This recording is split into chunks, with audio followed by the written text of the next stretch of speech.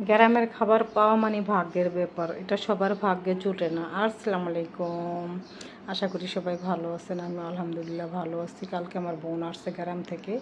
এই তো অনেক কিছু নিয়ে আমার বোন, আমার বান্ধবী, যেটাই বলেন না কেন, একজনই আমার মনের খবর বলতে পারে। আমি কি খেতে চাই ওইটা ও বলতে পারে, ও জানে। তো এই তো কত কিছু নিয়ে আসছে, কাঁচা কাঁঠাল, হাঁস, মুরগি, গাছের কাঁচা পাকা আম, দুধ। তো এই তো কালকে বিকালে আসছে ওরা। এখন চলে যাব রান্নায়, নাস্তা করে নিলাম। তো অনেক গরম পড়ছে, ভাবতেছি কি রান্না করব। আমাদের ভাগ্যে জোরে না কখনো গ্রামের খাওয়ানো। ওরা যদি কখনো নিয়ে আসে তো আমরা খাই। আমার নানু বাড়ি গ্রামে, অথচ আমরা কিছুই খেতে পারি না। আত্মীয় স্বজন যেই যায়, কেউ কখনো আমাদের কিছু এনে দেয় না। আমরা যেতেও পারি না, খেতেও পারি না, এই আর কি।